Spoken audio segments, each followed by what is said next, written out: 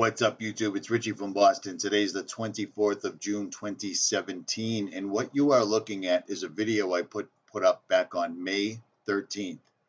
Now, I covered this ad nauseum. A lot of people really understood what it is I was trying to say, but a lot of people are fanboys, or they're basically hypnotized by science, and that's exactly what science does. And I want to explain to you exactly where science comes from and who it is that you are worshiping without even understanding it. I'm going to give you all the proof you need, then you can make up your own mind. But listen to this. Sigils. Here follows a list of several demons and their sigils of summoning. So this is how the seriously misguided people protect themselves in their minds and try to get hold of what they probably think are angels or dark forces. I don't know. But if you look down right here, 𝗲𝗲, and see the sign right there, well, it's frighteningly close to the CERN symbol. Now, this video, what I was talking about, it was called Demonic Sigils and Eyes in the Sky. What I was talking about is how the entire list of sigils, symbols, things you would use to raise a demon or contact through a conduit, an other dimensional being or a fallen angel, is exactly what science is. And a lot of people just couldn't wrap their minds around it. A lot of people could wrap their minds around it. You see what I'm saying? But I'm going to bolster this entire argument and show you where NASA comes from specifically. Let's start with John Dee, okay? And I know let's just look at what Wikipedia has to say. John Dee, 13th of July, 1527 to 1608 or 1609, was an English mathematician, astronomer, astrologer, occult philosopher, and advisor to Queen Elizabeth.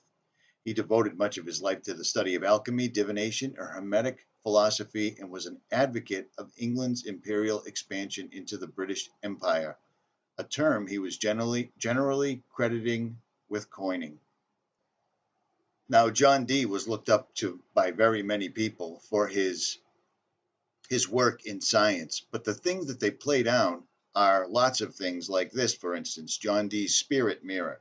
This black spirit mirror and other magical objects are what are thought to have been owned by John Dee, the Elizabethan magician, astrologer, and mathematician. The mirror was used as a shoe stone or one of many polished and lustrous things used by Dee to carry out his occult research into the world of spirits. Dee worked with the medium and convicted criminal Edward Kelly to summon visions of angels in the mirror's reflective surface. The two men held seances in England and on the continent between 1583 and 1589. And he was also the Queen. The Queen went to him for her advice on science and other things otherworldly. But he is one of the founders of what people consider as science right now.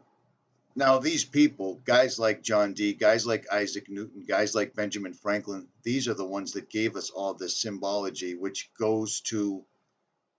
it lays over into electricity, electrical circuitry, conduits, mediums, everything, almost perfectly. I mean, it's absolutely staggering to me, but it continues to go on. Let's look at some other heroes of the science and rocketry world, shall we? Sir Isaac Newton. This guy allegedly saw an apple fall from a tree and came up with the theory of gravity. Now, for you, those of you that follow NASA, those of you that are just absolutely confounded at why anyone would think something sinister is coming from CERN, gravity is something they talk about as though it's a proven fact, when in fact it's not. It couldn't be any further from the truth. Gravity is probably the electromagnetism of the earth that holds everyone down according to their own body size and mass and all the minerals and so forth and so on. But on that, I digress. Let's listen to a top physicist explain gravity. You have no idea. Okay. What is gravity? You have no idea. Okay, next question. Wow. No, here's the difference. We can describe gravity. We can say what it does to other things. We can measure it, predict with it. But when you start asking, like, what it is, I don't know. So it did is. I accidentally ask a deeper question than I meant to? Yeah, no, you were meant to ask deep questions. Apparently I was. So this is our newest iteration. So from Sir Isaac Newton all the way up to Neil deGrasse Tyson, nobody can still explain what gravity is, except it's still taught as though and still thought of as though it's a fact. Let's look into Sir Isaac Newton's esoteric background, shall we? Let's just take this article real quick from the Daily Mail from the UK on Sir Isaac Newton and his obsession with the occult. He laid the foundations of classical physics and is considered to be one of the greatest scientists of all time. But Isaac Newton was deeply interested in the occult and applied a scientific approach to the study of scripture and Jewish mysticism. Jewish mysticism. What is that, you think? Exactly. The Kabbalah. You know, the thing that Hollywood tried for a long time, led by Madonna and Britney Spears and all these other wacko sellout Illuminati puppets. The Kabbalah. But again, on that, I digress. Now, Israel's National Library, which contains a vast trove of Newton's esoteric writings, has digitized his occult collection and posted it online. Among the yellow text in Newton's famous prediction of the apocalypse in 2060, the quintessential scientist, Newton revolutionized the approach to physics, math, and astronomy in the 17th and 18th century. He laid the foundations for most classical mechanics, including the principle of universal gravitation and the three laws of motion which bear his names. But they don't mention all the things that he came up with that are still thought of as laws today cannot be explained by modern theoretical physicists that are actually just actors, but still they cannot be explained. And back to John Dee. According to this article, he was a deep spirit and he studied and practiced astrology, Rosicrucian, and Hermetic theories. He studied the Hebrew language, the Talmud, and the Kabbalah, and practiced alchemy, hoping to find the elixir of eternal life. These are the roots. These are the brass tacks roots of what science is today. Period. There's no two ways around it. Go back to every single book. If you read through all the rigmarole, all the nonsensical, unbelievably complicated wordings, you will find everything goes back to the Talmud and the Kabbalah. Now, what do the Talmud and the Kabbalah have to say? Let's take a look at some of these Talmudic quotes. I've gone over these before, but let's do it again. The decisions of the Talmuds are words of the living God, Jehovah himself. Ask the opinions of earthly rabbis when there are difficult affairs in heaven. A heathen who studies the Torah deserves death, for it is written, Moses commanded us a law for an inheritance. Is it our inheritance? It is our inheritance, not theirs. Then why is it not included in the Noachian laws, or reading Morashah, an inheritance he steals it? To communicate anything to a Goy about our religious relations would be equal to the killing of all Jews. For if the Goyim knew what we teach about them, they would kill us openly. That is the Sanhedrin 59a. A Jew should and must make a false oath when the Goyim ask if our books contain anything against them. So it's openly telling them in Libra David 37 to lie. We beg thee, O Lord, indict thy wrath on the nations not believing in thee and not calling on thy name. Let down thy wrath on them, inflict them with thy wrath. Drive them away in thy wrath and crush them into pieces. And it goes on and on and on and on. It compares raping of a 3-year-old girl as to simply poking her in the eye because it makes no difference. And it goes on and on and on and on and on and on. And all of these people that came up with these laws of physics like gravity that still never once ever at all been proven, they all lean back on this. People like this, but let's go a little bit more modern, shall we? Now, the main problem that scientific people have with me is that I go after NASA an awful lot because NASA is making themselves an everyday word. Every single solitary time you turn around, NASA's popping up, right down to the fact that they're going after some woman in Hollywood. What in the world does NASA have to do with Hollywood? Well, it turns out NASA has a lot to do with Hollywood because everything NASA puts forward is made in Hollywood. and the fact that the word Satan is directly in front of you. S-A-T-A-N. And then the forked tongue. Where did NASA come from? Where did Jet Propulsion's Lab, JPL, come from? The whole thing is so incredible. The whole story is so amazing, so remarkable. This is Los Angeles. This is black magic. This is the founding of NASA, of Jet Propulsion Laboratories. What isn't in this story? The craters and mountains of our moon bear the names of giants of science, figures like Archimedes, Kepler, and Copernicus. There is also a crater honoring someone called Jack Parsons. There are some who would rather he had been forgotten. Perhaps that's why his crater is on the dark side of the moon. He was a maverick rocket scientist, okay? He was also a maverick rocket scientist spiritually. This father of American rocketry was also an occultist, devoted to a path still widely misunderstood and feared. So the founding of modern rocket science is absolutely allied and connected with black magic. Only its detractors would call it black magic. For Parsons, this was his spiritual path, as it is for its initiates today. The alchemy that John Dee, Isaac Newton, Jack 𝗏𝗟𝗡 Parsons, all engaged in, and this is everything that our current society is based on right now, whether they speak it openly or not, and it seems that they are doing it. It all runs back to Paracelsus and how to build yourself a homunculus, and this is where Jack Parsons, which is the roots of NASA, comes from.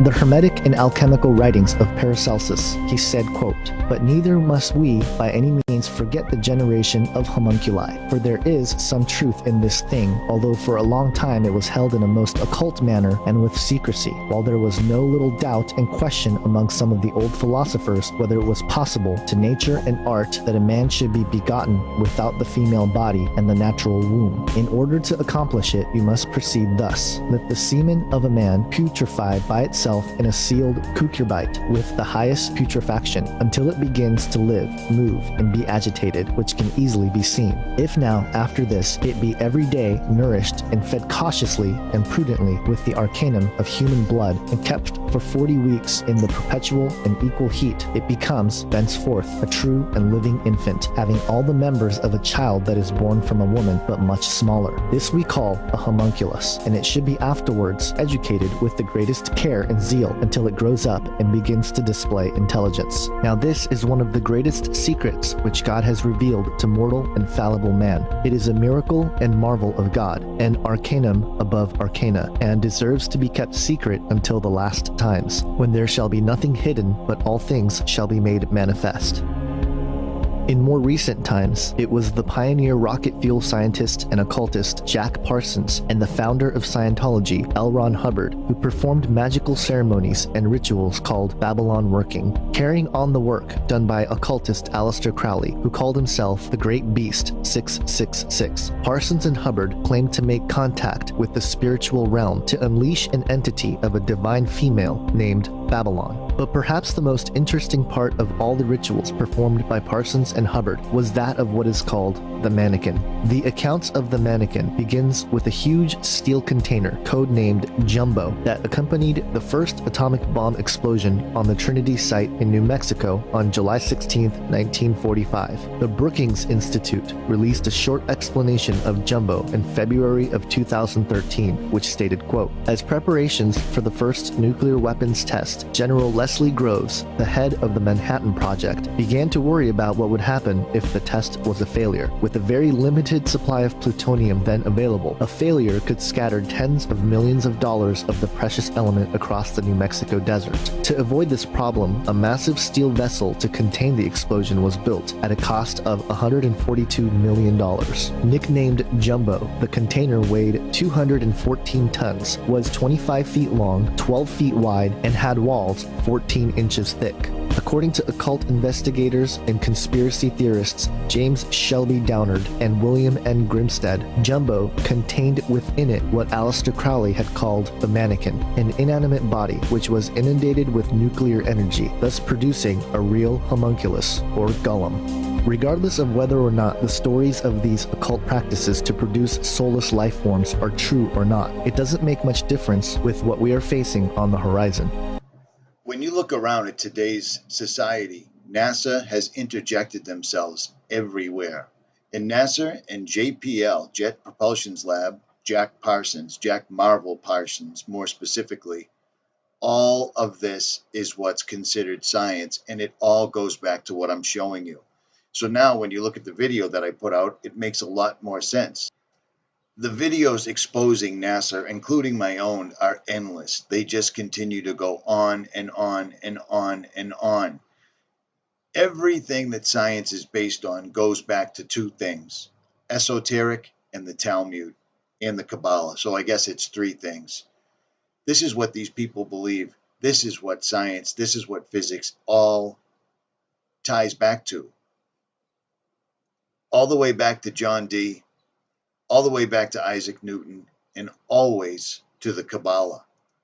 The reason NASA exists, the reason NASA is absolutely everywhere in today's society, is for one thing and for one thing only. First of all, it denies God. It hides God from the masses, because if there was a God, how could people go into outer space and find all these other planets that are so-called quote-unquote Goldilocks planets?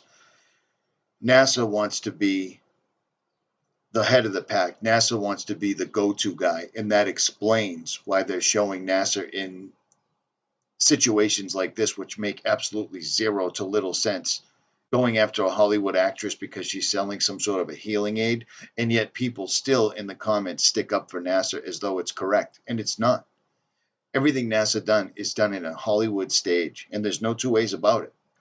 But with this background in mind, it makes a lot more sense when you look at things like I show to you, the sigils, the drawings to draw it, to summon a demon, an otherworldly person, what people think are angels, whatever. All of this ties into modern day electricity, and it explains the unbelievable meteoric rise of technology that is all around us at all times. Disease, disorders, medications, genetically modified. People don't even care that the person that they think that they're voting for is lying to them because they're so dumbed down. There's a reason for this. Those of us that are Christian understand what the answer is. The end game is the long game. All of this is to bring back the Antichrist and to bring in Armageddon. Believe it or don't, but the information's there. Look for it honestly and openly, and you'll find it. Richie from Boston. Like, share, subscribe, or don't.